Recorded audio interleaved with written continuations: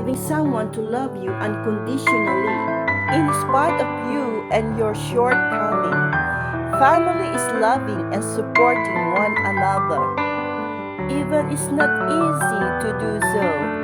The social support that we receive from our loved ones can contribute the feeling of self-worth.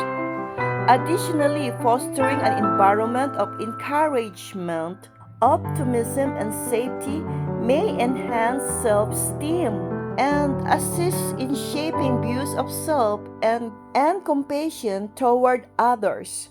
Families boost our confidence and make us feel loved. They are the pillars of our strengths who never fall. Instead, they keep us strong. So, we become better people. Through family, we learn the value of love, respect, faith, hope, caring, culture, ethics, tradition, and everything else that concerns us through our families.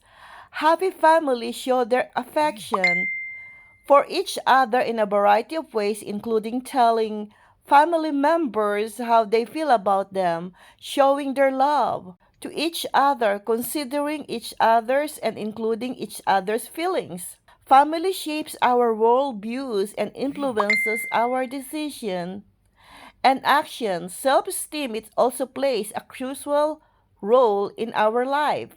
In building our self-esteem, positive reinforcement, encouragement, and support from our family can help us to develop a strong sense of self-worth. Family leadership is also necessary. Communities are strengthened when the voice of the family is valued. Positive social change results when the voice of families represented in policy making decision making within the local state and the federal system.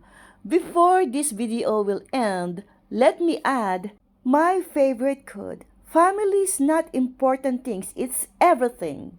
The memories we make with our family is everything. The family is one of nature's masterpieces. In time of test, family is the best. Family is family. All we have is one another. I believe the world is one big family. So we need to help each other. Thank you for watching. Don't forget to subscribe and like my channel. Bye bye for now and see you tomorrow.